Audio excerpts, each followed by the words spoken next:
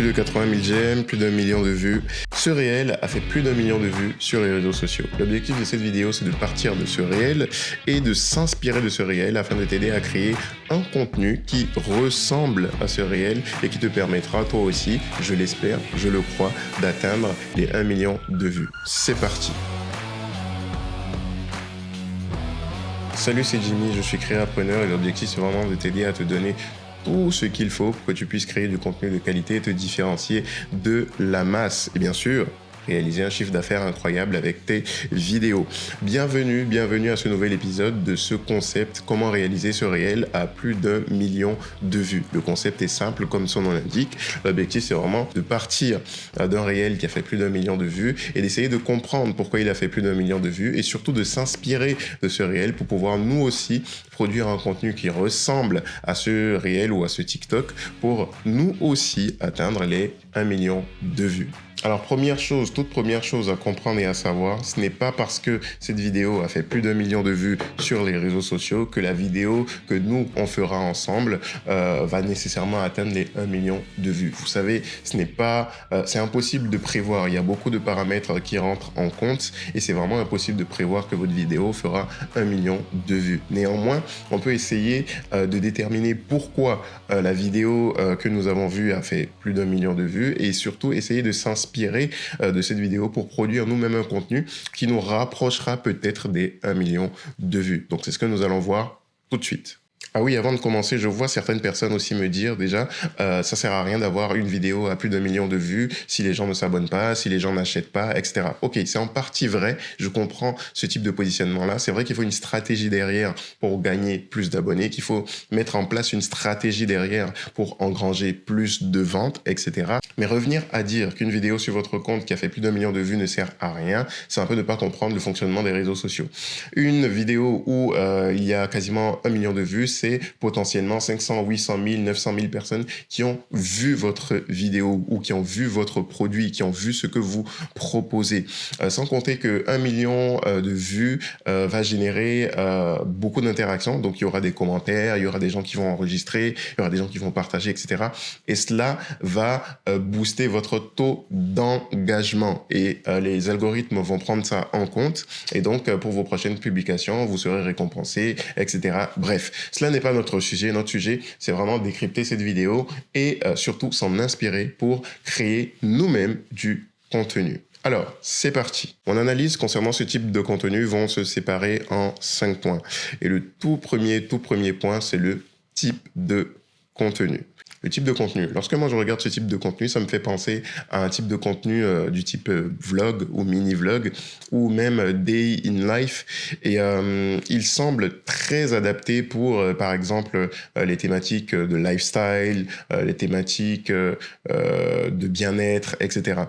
Cependant, ça ne veut pas dire qu'on ne peut pas s'inspirer de ce type de contenu-là pour nous-mêmes reproduire un type de contenu avec des images qui font référence à notre thématique. Par exemple, moi, pour mon activité de créateur de contenu, mon activité de vidéaste, de monteur, je peux très bien partir de notre vidéo référence, copier certaines images et tout simplement intégrer des images qui font référence à mon activité, qui font référence à ma thématique, ok. Je vous mets aussi quelques exemples de personnes qui ont des vidéos qui ressemblent à notre vidéo référence, mais qui ont des thématiques différentes. Par exemple, nous avons de la motivation, nous avons du sport, nous avons des personnes qui étudient, qui étudient tout simplement, et nous avons des personnes qui, par exemple, préparent leurs affaires, voilà.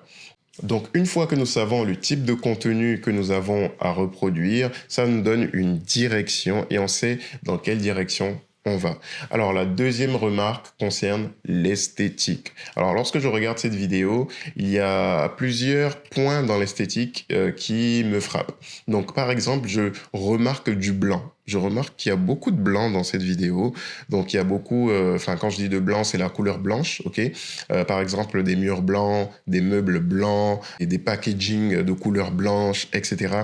Et cela fait que lorsqu'on va changer d'image, donc on passe d'une image à une autre, on remarque le même type de couleur qui revient dans les éléments, que ce soit au niveau du décor, que ce soit au niveau des packaging, que ce soit au niveau de ce qu'on te présente, tout simplement. Il y a le même type de couleur qui revient et cela va créer une sorte de cohérence dans la vidéo, donc de cohérence esthétique dans la vidéo. Ok? Donc ça, c'est vraiment la deuxième remarque à prendre en compte. Donc si vous voulez reproduire ce même type de contenu, il va falloir choisir une ou deux couleurs, en tout cas des couleurs qui sont, j'ai envie de dire, complémentaires ou des couleurs qui se ressemblent beaucoup pour que toute votre vidéo soit cohérente au niveau esthétique. La troisième remarque que je fais lorsque je regarde cette vidéo, ce sont les détails.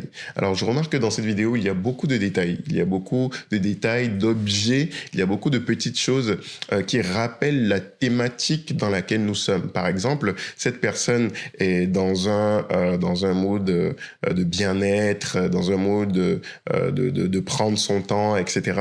Et vous voyez que tous les produits même, ce qui nous est présenté est vraiment c'est vraiment en relation avec sa thématique et c'est vraiment des détails, par exemple le petit verre ou par exemple les petits citrons ou l'eau qui coule dans le verre, etc. C'est vraiment des petits objets, c'est vraiment des petits détails, mais qui rappellent la thématique dans laquelle nous sommes. Donc, si par exemple vous avez une thématique, par exemple je prends mon cas, ok, puisque c'est ce que je suis en train de faire.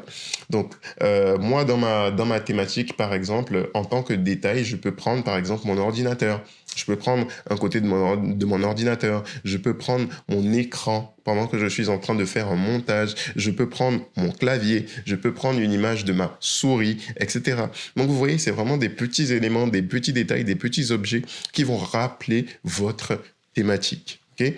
Ensuite, nous allons passer à la prochaine remarque, c'est le montage. En ce qui concerne le montage, on va parler déjà de la durée. Alors, ce sont des vidéos très très courtes. Ici, la vidéo fait, je crois, 6 secondes. Alors, c'est très ingénieux. Pourquoi? Parce que une fois que les vidéos sont courtes, donc les images vont s'enchaîner de manière très rapide et votre vidéo va se terminer très rapidement. Ce qui fera que la vidéo va reprendre pendant que la personne qui est en train de regarder votre vidéo est toujours sur la vidéo va reprendre une fois, deux fois, trois fois, etc.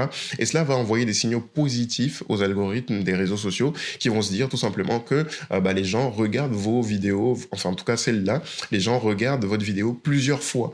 Et ils vont se dire, ah, ok, donc si les gens regardent votre vidéo plusieurs fois, c'est que les gens, un minimum, ils apprécient votre vidéo. Et tout simplement, ils vont la propulser davantage pour que les gens regardent davantage cette vidéo-là.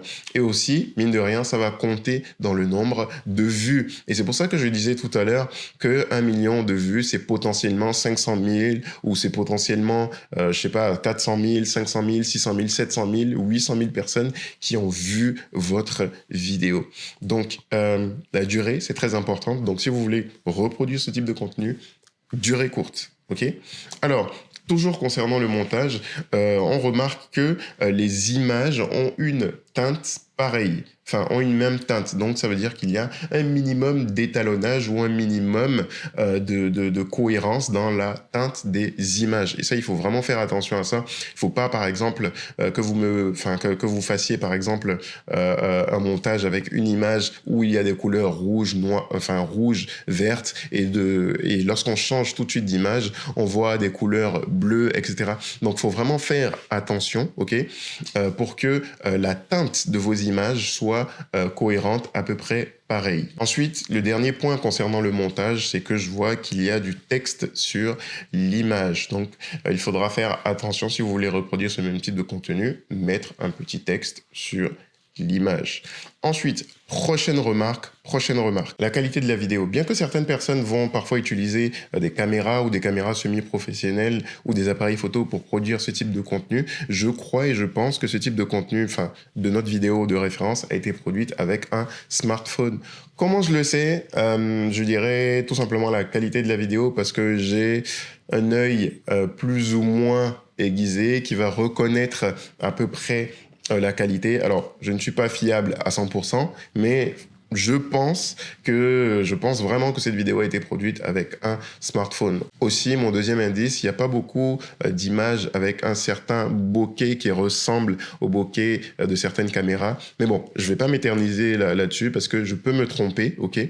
Mais je pense vraiment que cette vidéo a été produite avec un smartphone. Cependant, les images ne sont pas de mauvaise qualité, elles sont plutôt d'une qualité convenable. Donc, il faudra vraiment faire attention lorsque vous voudrez reproduire ce type de contenu-là, d'avoir des images d'une bonne qualité, pas des images floues, pas des images avec une qualité bizarre où par exemple il y a beaucoup trop de lumière, où il y a beaucoup trop d'ombre, où il y a des grains sur votre image. Donc il faudra vraiment faire attention à la qualité de vos images. Rappelez-vous, la qualité de vos images est importante parce que, mine de rien, les vidéos que vous allez produire, le contenu que vous allez produire représente un peu votre image de marque. Donc, il faut vraiment faire attention à la qualité des images que vous arrivez à produire avec votre téléphone. Et enfin, le dernier point, tout dernier point, c'est la musique.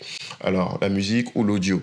Alors, je vais pas beaucoup m'éterniser là-dessus parce que tout simplement, ce qu'il faudra faire, tout simplement, c'est choisir une musique tendance, une musique qui a forte tendance, à fort potentiel de croissance au niveau des réseaux sociaux. Petite page de pub, j'interromps cette vidéo pour te dire que si tu as une idée de business ou peut-être que tu as déjà un business et que tu veux te servir des réseaux sociaux comme levier pour développer ta clientèle, j'ai créé un cours gratuit, totalement gratuit, qui s'appelle Créapreneur, créateur de contenu entrepreneur. Donc dans ce cours, tu trouveras tout ce qu'il faut pour t'aider, pour développer ton business à l'aide de la création de contenu vidéo. Donc vraiment, n'hésite pas. Autre chose pour aller plus loin, c'est que j'organise bientôt des sessions de formation physique en présentiel avec moi-même pour t'aider à créer le meilleur contenu vidéo possible avec ton smartphone. Donc vraiment, si tu es intéressé et que tu veux créer un contenu incroyable qui va te faire propulser tes réseaux, n'hésite vraiment pas à t'inscrire. Attention, les places sont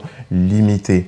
Alors, on parlera de stratégie, on parlera de montage, on parlera de prise de vue, on parlera vraiment de toutes ces choses. Donc, si ça t'intéresse, n'hésite vraiment pas à réserver ta place. Nous sommes déjà à la fin de cette vidéo. J'espère vraiment que cette vidéo vous a aidé, que ces conseils vont porter du fruit et surtout que vous aimez bien ce concept. Si vous aimez ce concept, n'hésitez vraiment pas à me le dire dans les commentaires. Et si vous arrivez à créer des vidéos qui ressemblent à notre vidéo de référence, n'hésitez vraiment pas à me taguer sur ces vidéos ou à me les envoyer pour que je vous fasse un retour sur les vidéos. Si vous avez des questions, n'hésitez pas à en parler dans les commentaires. Moi, je vous dis à très bientôt pour une prochaine vidéo.